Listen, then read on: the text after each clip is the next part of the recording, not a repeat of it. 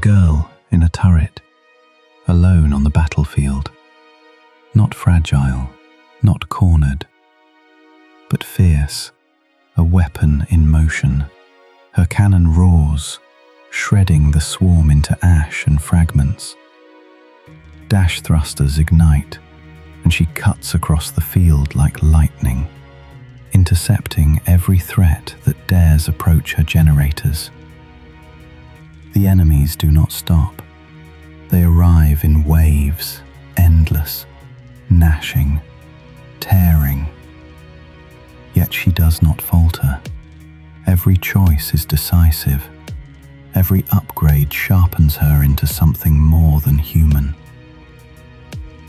Sometimes she becomes fire itself, melting hordes in seconds. Sometimes she is precision, a scalpel aimed at the heart of the threat. Around her, generators flicker, fragile lights against the storm. Above her, a great cannon waits to awaken, and she alone has the strength to see it charged. This is her loop, her ritual of chaos. This is TurretGirls.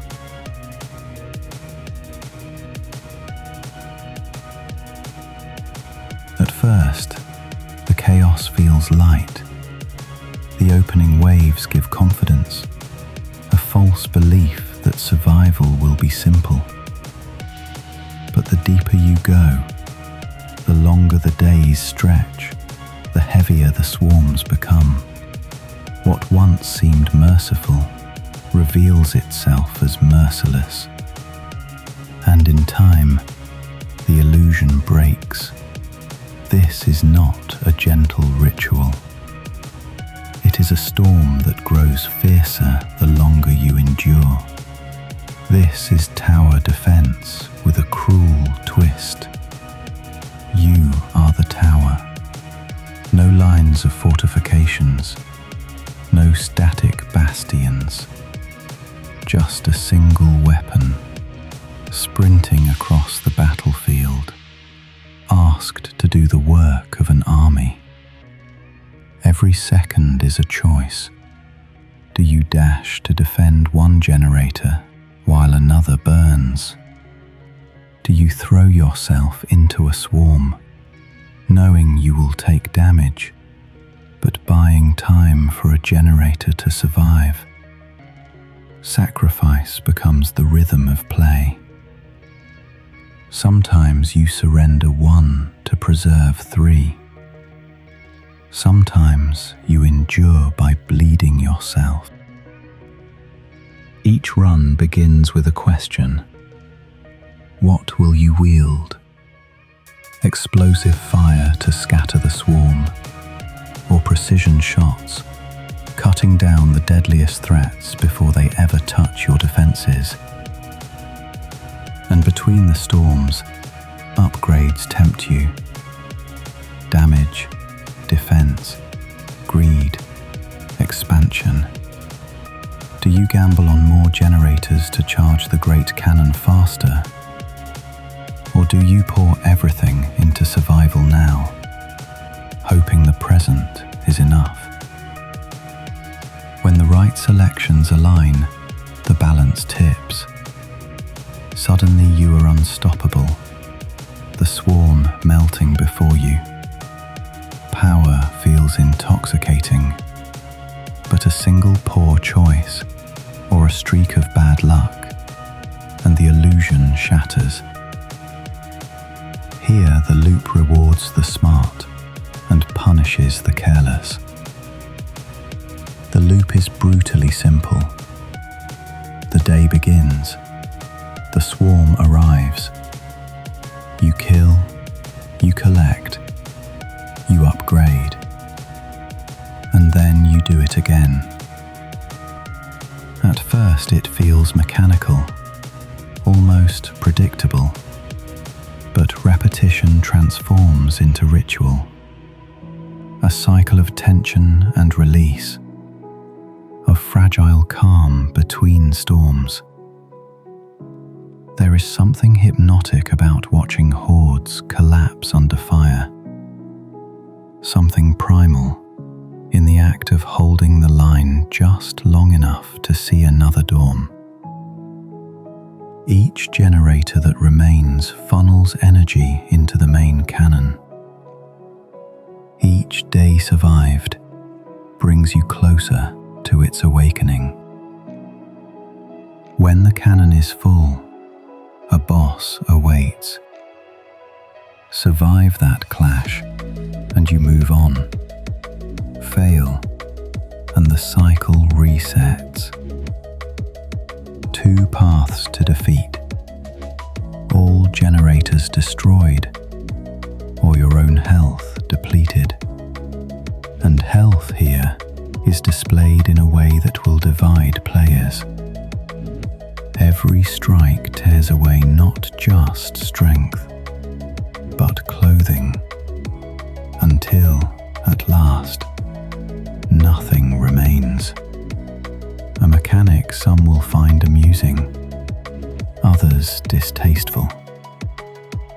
But in the end, it is part of the game's identity. Visually, TurretGirls wears its chaos well. Cel-shaded anime lines paint the battlefield with clarity. Enemies are distinct, threats easy to read, and in the heart of a swarm, you always know who is coming for you, and who is tearing into your generators. Combat is bloody, loud, and fast. Dash movement makes your turret feel alive, never fixed, always a weapon in motion. It is arcade spectacle, dressed in anime colors, but built for immediacy. There is satisfaction here. The game is easy to pick up, wastes no time, and delivers bursts of fun. Every failure brings progression. New weapons, new cosmetics, subtle stat shifts that tilt the odds in your favor. And these cosmetics are not just surface, they are upgrades in disguise. Changes to damage, ammo, survivability, adjustments that shape the way each new run begins. Even in defeat, you rise stronger. Each run builds on the last, even if only by inches, and that is enough to keep you moving forward, at least for a while. But there is also hollowness. The loop repeats with little variation. The action, though chaotic, lacks weight. Shooting feels shallow, the impact never fully realized. And after a handful of hours, runs blur together. The same waves, the same choices, the same cycle. The game gives, but only briefly. And when the novelty fades, repetition remains. For me, TurretGirls was a short fire. The early battles gave me confidence, made me believe the storm could be tamed. But the deeper I pressed, the more I saw the truth. This is not mastery, it is momentum. Completing a run feels good, not because the game demands endurance, but because you out-upgraded the chaos before it could swallow you whole. Victory here is not triumph over impossible odds, but a reminder that sometimes numbers are enough. And when the run ends, there is satisfaction, but it fades quickly. Would I recommend it? Yes, if you seek something simple. A game you can pick up in seconds, pour an hour into, and walk away satisfied. Yes, if you want chaos distilled into short bursts. An easy way to kill a couple of hours. But no, if you are searching for depth. No, if you are chasing longevity. No, if if you hope for a roguelike that can hold you for weeks or months, the way the best in the genre can. TurretGirls burns like its own cannon, a single beam of destruction, overwhelming in its moment, gone the next. A game not built to endure, but to ignite and to vanish.